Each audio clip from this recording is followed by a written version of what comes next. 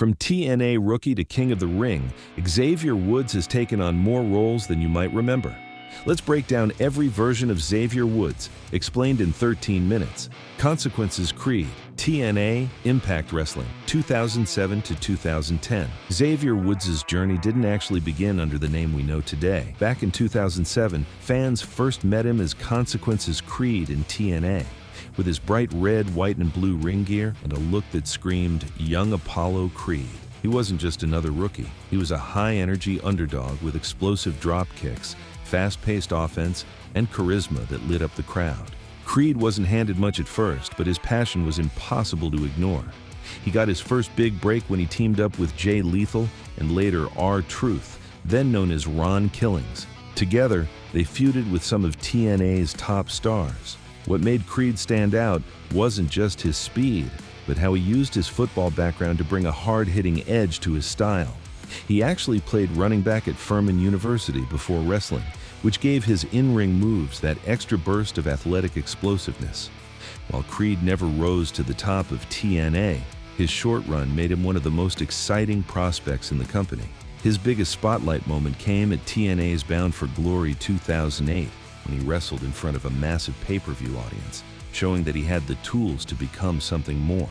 Looking back, it feels like the perfect trial run before he eventually made his leap to WWE. And that leap would come sooner than most fans expected when WWE signed him to its developmental system in 2010, giving Consequences Creed a brand new identity. FCW/NXT Xavier Woods, 2010 to 2013. When WWE picked him up in 2010, Consequences Creed was gone, and Xavier Woods was born. Down in Florida Championship Wrestling, he leaned into a unique gimmick, a mix of nerd culture, funky energy, and old-school wrestling charisma. Woods stood out because he didn't look or act like the typical muscle-bound prospects filling developmental at the time. Instead, he embraced colorful tights, high-energy promos, and a quirky, upbeat personality that made him instantly recognizable. In the ring, Woods was versatile. He could chain wrestle with technicians, fly with the high flyers, and keep up with powerhouses through sheer agility. He spent his early years sharpening those skills, waiting for the right opportunity to break through.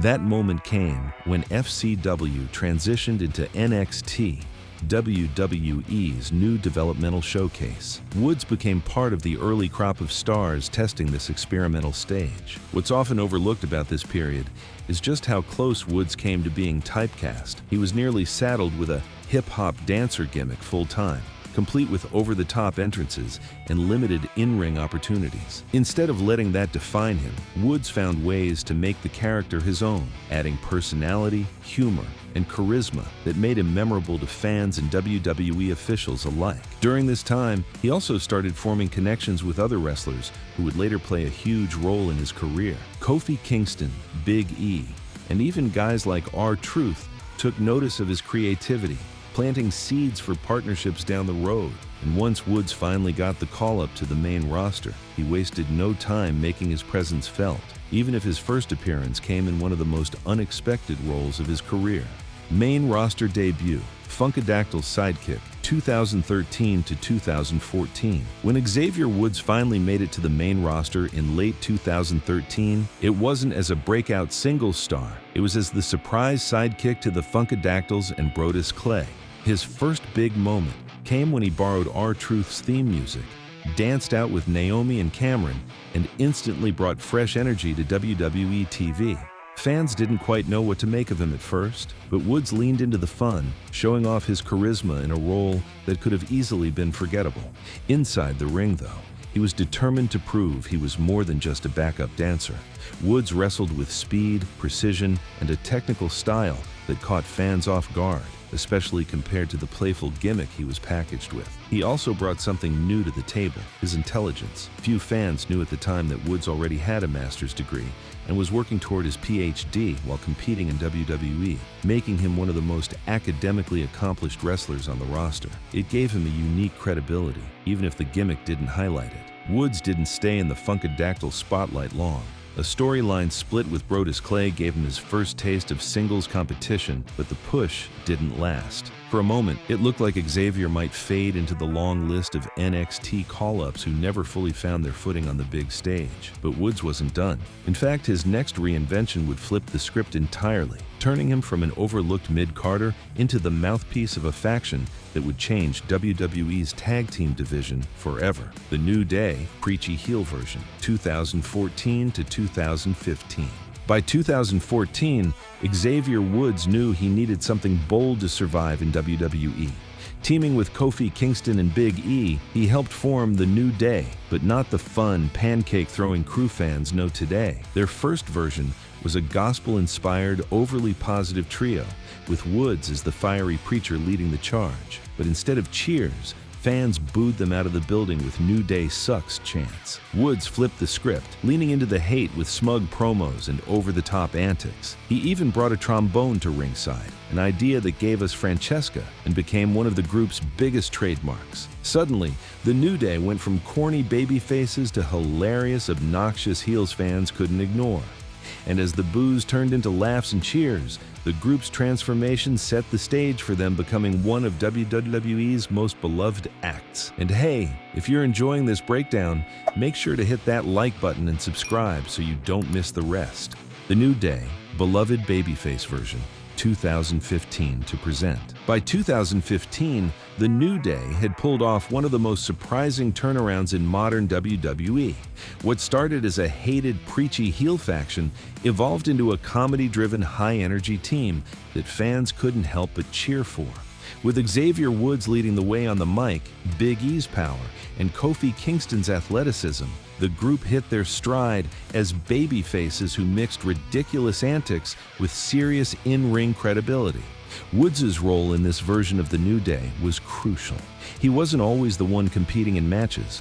Often he was at ringside, hyping the crowd, interfering with trombone blasts, or cutting hilarious promos that elevated every segment. His timing and charisma turned him into one of WWE's most reliable talkers, and he gave the group an identity that stood out in an era full of cookie-cutter teams. The crowd embraced the wild antics, from unicorn horns and Boudio's cereal to pancake tosses and Francesca the trombone. Woods made sure the New Day stayed fresh and unpredictable. One of the wildest moments came in 2016, when the New Day became the longest-reigning WWE tag team, champions in history, holding the belts for 483 days.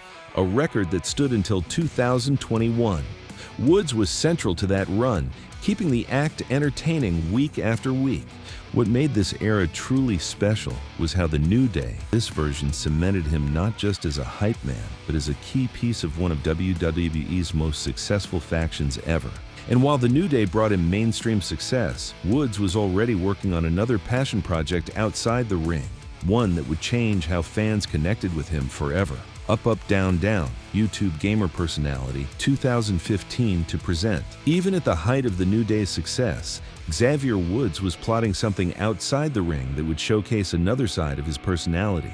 In 2015, he launched Up, Up, Down, Down, a YouTube channel dedicated to his love of video games. At first, some fans saw it as just a hobby, but it quickly exploded into one of WWE's biggest crossover projects. On the channel, Woods, under his gaming alias Austin Creed, invited fellow WWE superstars to battle it out in everything from Madden to Mortal Kombat. What made it special wasn't just the gaming, but how it peeled back the curtain. Fans got to see their favorite wrestlers trash talk, joke around, and show personalities far different from their TV characters. Woods served as the perfect host, mixing genuine gamer passion with his natural charisma. The channel became so popular that it earned industry recognition. In 2020, Up, Up, Down, Down won a Guinness World Record for the most subscribed to celebrity video gaming channel, cementing Woods as more than just a wrestler. He was now a legitimate gaming influencer. This opened doors for him in the esports world, with appearances at major conventions and partnerships with gaming companies. What's impressive is how Woods balanced all of this while still being a full-time WWE performer. He turned Up, Up, Down, Down into a platform that not only built his personal brand, but also gave exposure to countless other wrestlers. It became a bridge between wrestling and gaming communities, something no other WWE superstar had pulled off at this scale.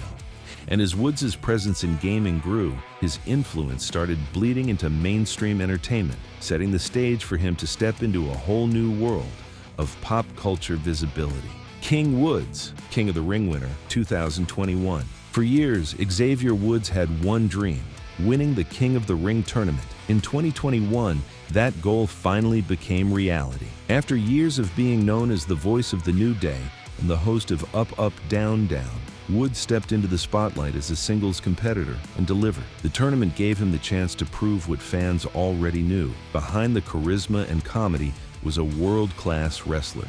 He battled through the bracket with skill and creativity, defeating Finn Balor in the finals at Crown Jewel to officially become King Woods. This wasn't just another gimmick, it was the payoff to nearly a decade of persistence. Woods leaned into the royal persona with crown, cape, and scepter, but what made it work was his authenticity. He'd openly campaigned for King of the Ring for years, long before WWE even brought it back. As King Woods, he injected fresh energy into WWE programming, sparking new feuds and proving he could thrive outside the New Day's shadow.